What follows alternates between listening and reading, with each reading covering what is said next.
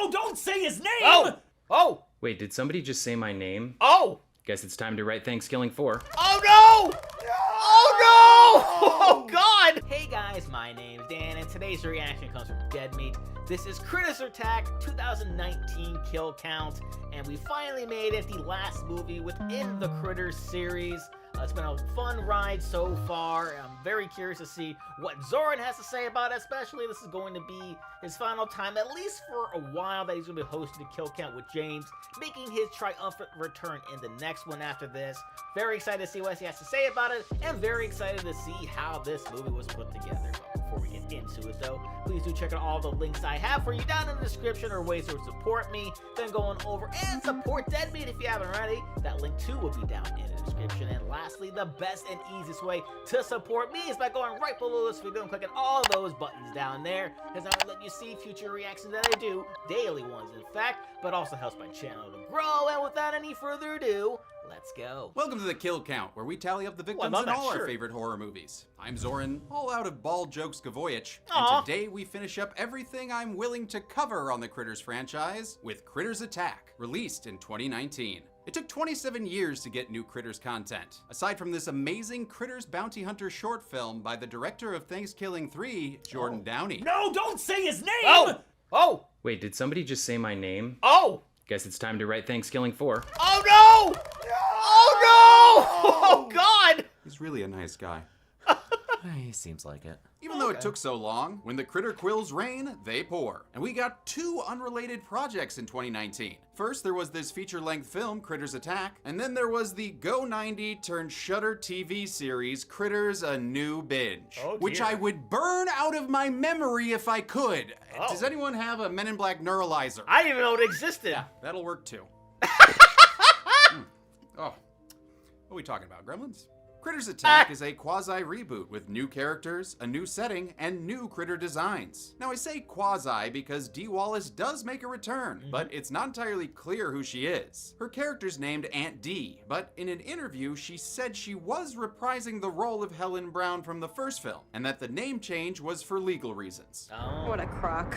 The fifth Critters film features a whole new team behind the camera. It was written by Scott Lobdell, whose writing was previously seen on the Kill Count in Happy Death Days 1 and 2. Directing duties fell upon Bobby Miller, best known for writing and directing the horror comedy The Cleanse, that had its own little puppet in it. Look at that little cute, disgusting thing. Yeah.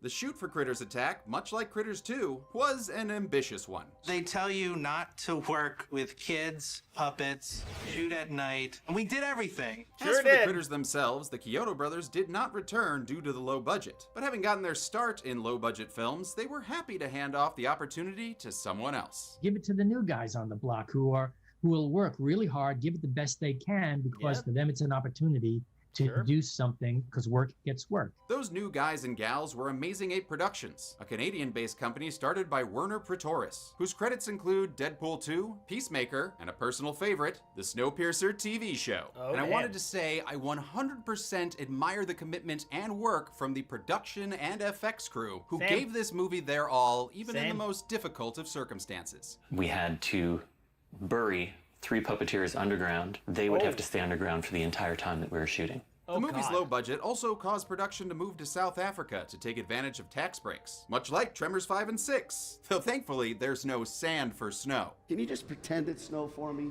Go with it. The cast is a mix of American and South African actors, and the main story follows a girl named Drea whose babysitting gig gets interrupted by a new Critters invasion. Most of the previous films had kids in lead roles with some success. But Critters Attack feels like an early 90s family-friendly Moonbeam entertainment film. Kind of like Prehysteria, but with more gore thrown in. The end result is a tone that's just off. The characters feel just a bit broad and cartoonish. And yes, while the original films definitely had cartoony elements, its characters still acted like real people. I mean, this one has a guy who tries to impress Drea with a mixtape of bagpipe music. Yeah, that's a little weird.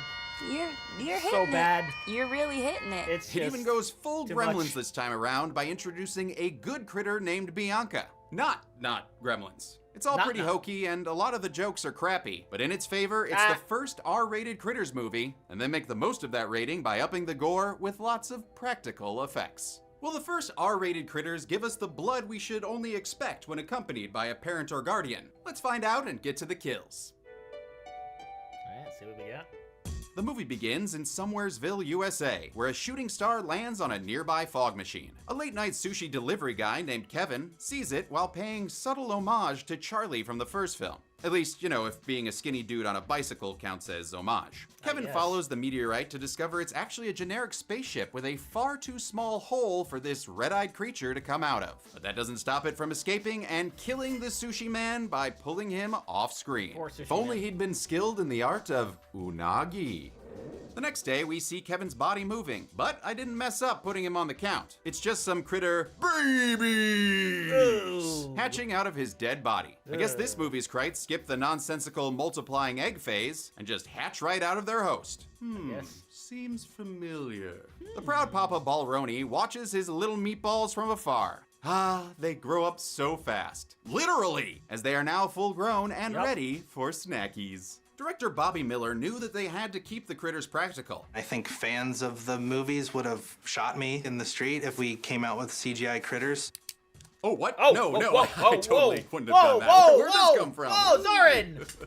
The new critter puppets were designed by Werner Pretorius of Amazing Ape Studios, and he tried to stay close to the look of the first film. They're gnarly, they're animal-like, they're still a little scary, and then as the series goes, they get a little more cartoonish. These creatures use the same combination of hand puppets and remote control animatronics, but do have one improvement. We actually ended up completely separating the puppets' heads from their bodies just so we could get that range of movement that we wanted. Personally, the design looks a little off to me, kind of like tiny gorillas with their noses, but I guess that's the Amazing Ape influence. Still, damned impressive puppetry. Yeah, Kevin's agreed. co-worker at this strip mall sushi stop is Drea, who spent last night crying over a rejection letter from Leroy College. That's the school her mom went to briefly before having to drop out to give birth to her. Drea wants to honor her mom by attending, since she died 2 years ago in a car accident.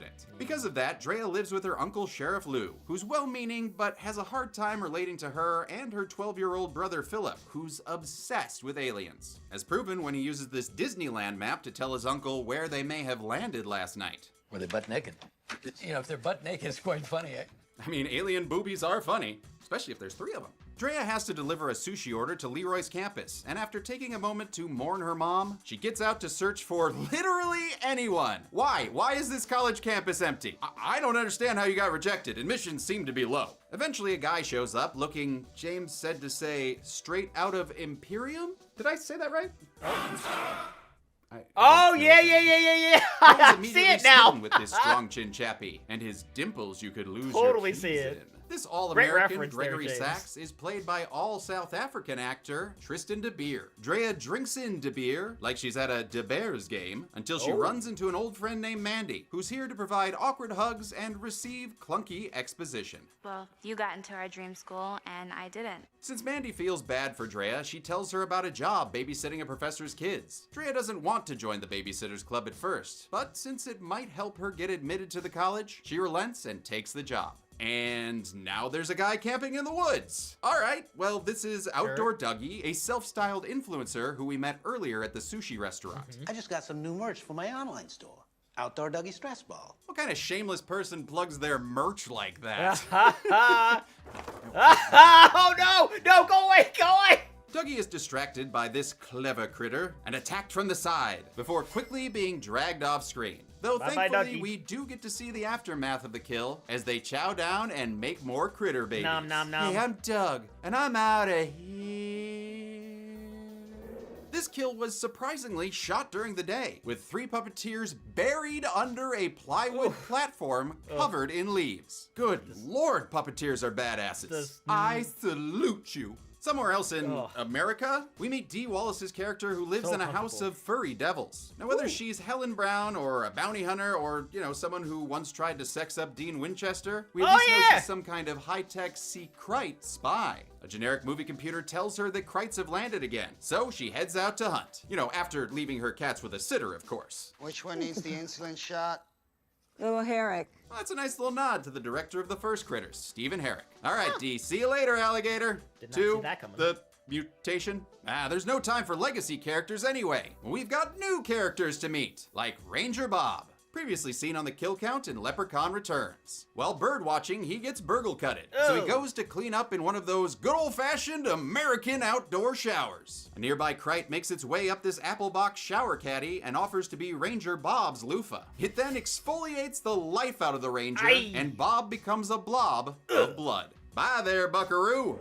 The Krites stick to the title with another Critters attack when they overpower Bob's fellow Rangers, Jonathan and Carol. They're killed discreetly behind the blinds, but thank boo-boo, we get to see this Pickanicka-Pock Rangers a little later.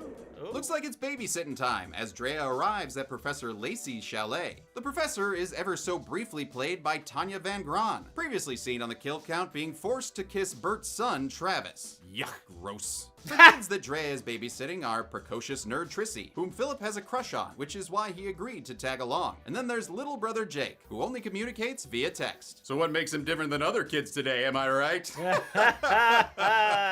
Oh, childhood is dead. Dr. Lacey escapes the room before Drea's tournament of boredom can begin with a jab at the original film's release date. Anybody want to play a card game? What is this, 1986? To move things along, they go for a picnic in the woods, where Philip tries to find the nerve to talk to Trissy. If only they had some common ground to bond over. Like, say, a woodland critter without the Christmas? What if it was an alien? That'd be cool. Aw, she believes in aliens. You're in, Philip. Trissy notices this albino predator is injured and decides, if it bleeds, we can keep it.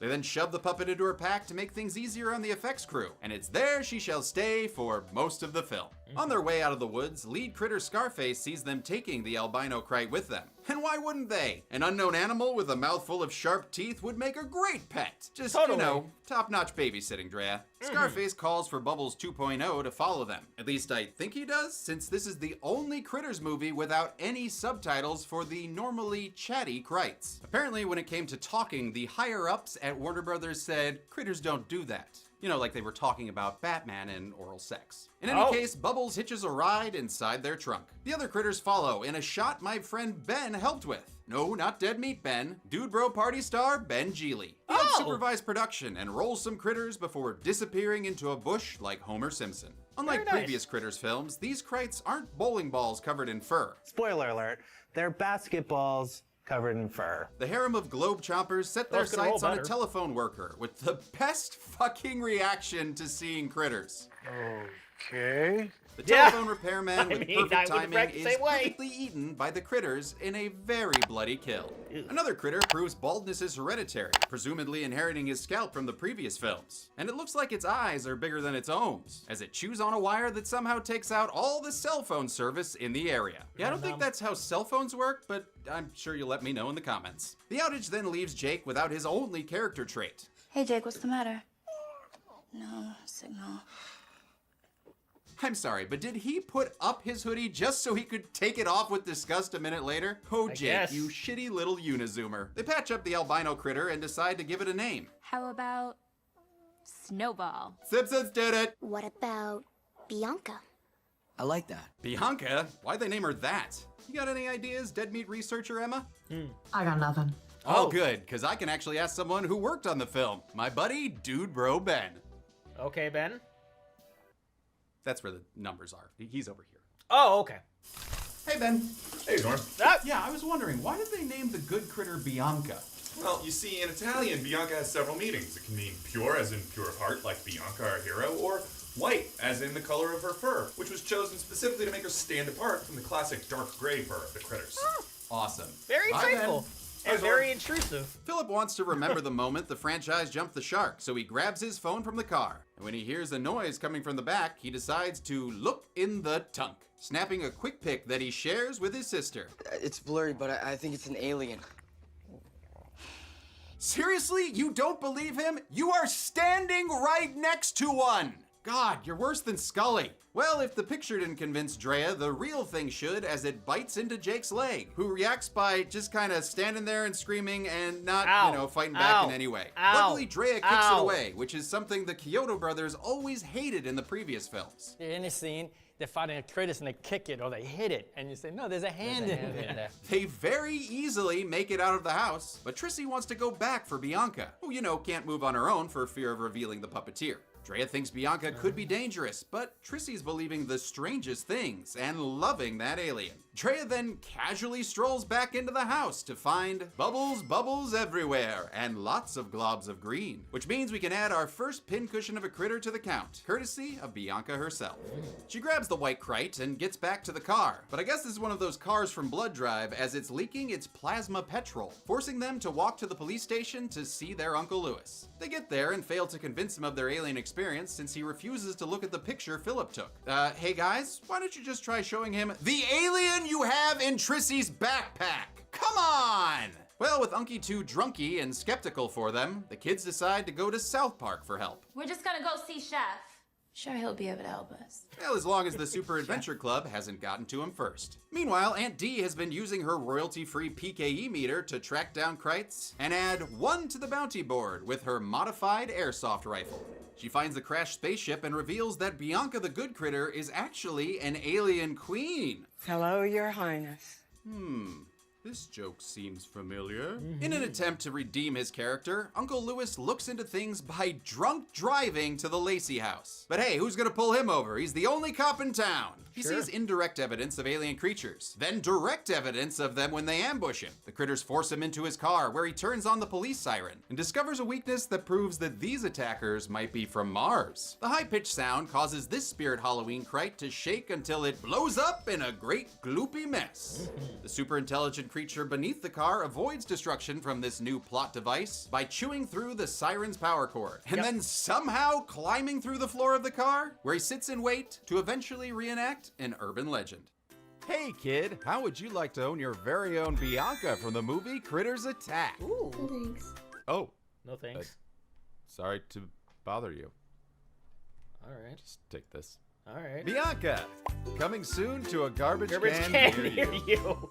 The kids arrive at Famous Sushi, where they have an easier time convincing Chef of the alien stuff. Probably because, you know, they show him the alien they're carrying around. He then asks them what their plan is. State police. That's quite a drive. Yeah, especially when you don't know what state this is supposed to be in. Their replacement plan is to go to Leroy College and grab Professor Lacey's satellite phone, previously seen on the kill count calling Bert from not Canada. This endlessly spinning planning scene is interrupted by Uncle Lou's cop car crashing the dinner party. Looks like he's brought more party crashers with him, as critter balls roll around like toothy tumbleweeds. A couple of these munchies enjoy a Michael Myers midnight snack, until one pukes up a fresh puma, bro. Damn teenagers. I guess voice actor Steve Bloom liked that callback, since he's the one that voiced the critters this time around. He's probably known by most as Spike from Cowboy Bebop, but I know him as Ludgar Brink in LucasArts point-and-click adventure, The Dig. Oh yeah, and he's frickin' Wolverine. Drea channels Brad Brown and decides to go it alone, and it doesn't prove to be too much of an issue, as she finds Uncle Lewis napping after eating too many hot wings. Nope, wait, that's supposed to be blood. He wakes up to tell Drea some stuff about her mom, like he was responsible for her death, blah blah blah blah blah. Oh, and that critters can be killed by high-pitched sounds. You know, like a symbiote. Unburdened and of no more use to this plot, Sheriff Uncle Lewis dies of his ridiculously long critter quill wounds. Drea easily makes her way to the delivery van past another kill. This guy that she doesn't even fake try to help. And weirdly enough, he's also the same extra seen here, but reused through editing that changes his hat and hoodie from this shot. Gotta save that money. We also see some unknown person's bones. And I know James doesn't like bastard skellies, but this one seems pretty fresh to me. Ahoy hoy. No bastard skellies. Oh. How does he always know? Chef takes his Just sushi that good, I knives guess. and slices this very inanimate critter's head clean off. Ooh, yeah, channeling Mrs. Menzies there. I can respect that. Drea gets in the van and Philip asks about Uncle Lewis. Drea. Remember something for me. What? High-pitched sounds. Oh, seriously? Just gonna gloss over your uncle's death, not even address it? Nope. You know, why can't any of these people act like humans? Like me, I'm acting like a human right now. I'm really a bounty hunter. Oh. The kids make it to the college campus, where Drea hopes to get a ring of keys from Sean, a security guard seen earlier who tried to woo her with bagpipe music. She then hears bagpipes in the distance that might be playing Celebrate by Kool and the Gang. And when she follows it, she finds Sean, deader than a Wrath of Khan Spock, with the bagpipe send-off to boot. Damn, Drea, even critters got into this college that rejected you. Back in the car, Jake has his first line of the film. I think they keep finding us because of Bianca. Worth the wait. And that checks out. That critter that chose all the scar options for his avatar was sniffing around in the park earlier. Now, they're still in need of the keys for Professor Lacey's office, so they head to the hall where Greg and Mandy are still decorating for this school's, like, I don't know, 10 total students? Trey explains there be monsters on campus, but Mandy thinks it's a prank and leaves. Greg sticks around, though, to chat himself up and volunteer to go get Sean's keys. I can run incredibly fast. And my abs are so firm you could grate cheese on them! He runs off and his boast gets tested when a rumble heralds the return of the Critter Ball from Part 2. You know what? Kudos to them for bringing that back. It goes Agreed. after Greg and easily outpaces him, thus crushing the deeply dimpled Dasher. I'm sorry you had to see that. Come on. Yeah, that is too bad. If only the audience had gotten to see it. Unfortunately, our researcher Emma couldn't find a lot of behind-the-scenes info on this new Critter Ball. Oh. I tried. All good. All I can right. just ask Dude Bro Ben again. Dude, bro? Damn it, that's the number set. Yes, Over go on again. the other side. Hey, Zorn. I was wondering, how were you able to make the new Critter Ball? Well, that was pretty cool. So basically, the ball itself was a large inflatable membrane that had skin of critter faces stitched over it. So it was very lightweight, 10 feet tall, and you could just roll it down the street with a couple of guys. How did you get the close-up? Oh, right. So for the close-up, where you see the critters moving on the ball, they made a horizontal wooden frame. Underneath, our entire puppeteer team got under there and would move the puppets, while the camera actually panned in a close-up over the moving screen. Oh, That that's is clever. So cool. We had a pretty clever team. All right. Yeah. Bye, Ben. Bye, Zorn. Ah! That kill doesn't count. After a half-assed inspirational speech delivered with all the intensity of a wet mop, they find their mom's office and quickly figure out the keypad code is Trissy's birthday. Oh good, so glad we spent the last 10 minutes on this Legend of Zelda Water Temple key quest. They get in and find another bastard skelly that, ooh, actually maybe we should... No. Alright, get it out of here, critter. They run off, but Bianca starts making weird noises. She's upset. She's not the only one. They leave the Yas Critter Queen behind so she can take care of her unfinished business with the other Krites. Then they run away, past Mandy, who casually finds another student being eaten alive in the toilet paper room. Much like Drea, she fails to help him or act like an actual human. I'm so sorry. And thus, Leroy Student charges his way onto the count. A believer now, Mandy catches up with the rest of the cast. She and Drea squash their beef, then decide that instead of running, they're gonna stay and fight. They arm up inside a shed. Seems familiar. Ooh. And although there is no I battle love axe that. for Mandy, there is an air horn, so they can take advantage of the super dumb, they hate high-pitched noises plot point. Drea uses the air horn to blow up 3 static critters on the field, before turning her attention to Scarface. Unfortunately, the horn wasn't filled aplenty, and runs out of juice as more critters approach. The kids prepare for battle, as does Bianca, with her Cyclops eyes and Wolverine claws. Oh yeah. Thus kicking off a 2-location, all-out Krite kid fight! I count 6 for Bianca, who slices and dices them up like Julie Alien fries. The kids then bop their way through 9 in these aftermath shots, and 15 in this shot, for a total of 30 critters killed to a sound-alike cover of Friends Forever. Scarface is the last Krite standing, and finally remembers that they have quills. He shoots Philip in the neck and Dre in the arm, but unlike the previous films... Fine. God damn it. Okay, whatever. She takes the petered out quill and So pushes it to the disappointed. limited movement of Scarface's eye. It doesn't kill him, but this blast from a howling mad Ooh, ant yeah, gun baby. does. Having shown up in the 11th hour like Sally in the Texas Chainsaw requel. Drea immediately acts like Drea upon seeing someone helpful. 5 against 1. We can fight that bitch. You are literally the worst. Aunt T then introduces herself and sidesteps explaining her backstory by exploding 2 more Krites like popcorn. She hands the nearest kid a gun, just like Sally in the Texas Chainsaw requel, and heads off to find the Queen Krite. She finds Bianca feasting on a pile of critters. And even though the lighting is nearly as dark as AVP Requiem, I'm gonna say there are 6 critters to add here. 3 around her, 1 in the foreground, 1 in the background, and this decapitated one here. Alright, I believe Before it. Aunt D can dethrone the queen, Bianca saves her by shooting 1 more Krite between the eyes, which then reminds D that some aliens can be good. The kids kids then wrap up all their character crap. Drea decides she doesn't need to attend Leroy College anymore, much like many other applicants. And Philip, oh, Jesus, man, take the thing out of your neck Seriously, already. dude. Does your neck hurt? Oh, no.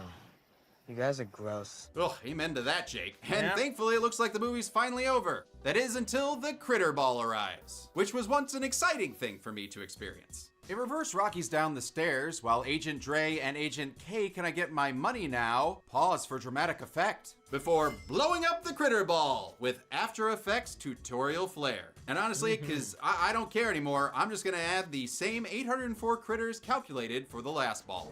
That's fair. Actually, there were some comments about the accuracy of my math that I'd like to address. I don't care. Oh. But I made a chart. Made a The chart? movie then ends with Okay. a real dumb Poor joke, guy. or, you know, whatever this is. I told you aliens are real. How many critters attacked my ability So to awkward. enjoy this movie? Let's find out and get to the... Oh, crap. Critter Ball! Ah, Zorin! Oh, no! Hey, I brought that from home. Yeah, but you see that running bulldog I did on him? Yeah, that was pretty nice. That means. That was pretty awesome. I love that. Elbow drop. Boom. Well, 11 people died in Critters Attack. 10 men and 1 woman, proving the critters don't attack equality in the workplace. With a runtime of 89 minutes, that gives us a kill on average every 8.1 minutes. As for the bounty board, we can add 851 critters. 14 for Bianca, 1 for Chef, 1 for the sheriff, and 835 for the kids and, you know, whatever Aunt D was. Giving us a critter kill on average every 6.2 seconds, which makes this the highest creature kill count. Not that that's a thing at all, but hey, James doesn't have to be sad about this one, because I'm already not happy about it. As for Oh, the franchise no, poor totals, Zorin. we can add 30 humans or humanoid aliens that were killed. That is, if I include the random polar ice guard I forgot to count in Critters 2. Yes, I read your comments. Still, this pales in comparison to the 1,697 critters whose lot of balls them. were busted across all 5 movies. Now I'm done with ball jokes. I'll give Okay, the golden good. chainsaw for coolest kill to the telephone repairman, mainly because of his reaction. Okay. Plus, you know, I feel bad for giving the dull machete and tremors to those phone workers. Telephone repair industry deserves better. Dull machete for lamest kill goes to Gregory Sachs. I know there were plenty of crappy off-screen kills, but this one pissed me off the most because it's a freaking critter ball, and it is a crime not to show us that wiggly skeletal aftermath. And the Bounty Booty Award for Best Critter Kill goes to, I don't know, this one? Sure, Yeah. okay, I don't care anymore. That works. And that's it. Critters Attack came out in 2019 and is, you know, not great, but still head and shoulders above the Go 90 abortion that was a new binge. Don't even get me started. I'm not covering it. Good. So, thus ends our time with the Krites, and me as your host, since James returns next week with Urban Legend. Yay. And without a TARDIS to walk off into, I'm just gonna say, until we meet again, I'm a man Alright. who once opened for Harold Ramis at a synagogue comedy show. Oh. This has been the Kill Count. That's pretty cool. There we go. Another reign of... Yeah, so I didn't hate this movie as much as he did, though I didn't really like it too much either. I really enjoyed the music score. Kind of felt like another thing they borrowed from some like Stranger Things type music, some kind of synthwave music put in the background. Really kind of elevated certain scenes for me. But you know, outside of that, there wasn't really too much other enjoyment. The kills were cool. Some of the characters were, again, as you said, weren't really acting too human-ish, but the kills were great, as I said. The music was good. And yeah, so if I had to rank them along with the first 4, I would have to go 2-1. Not to say that the first one isn't better than the second, I just like 2 better. 2-1. 3, 4 in attack? Yeah, I think that's going to be my official list. And that's going to do it for me here. Comment down below. Let me know, what did you think about Critters Attack? Please leave a like if you enjoyed. Please check out all those links I have for you down in the description. And lastly, and most importantly, I want to give a huge shout out to all of my $5 now supporters on Patreon, Luchador, Cruising, Wolverine 310, Jordan Bird, Kester Cronage, Amber K, Raven Bright, Chris Curtis, Do Well, Ann Perry, and Larka, and I'll see you guys next time.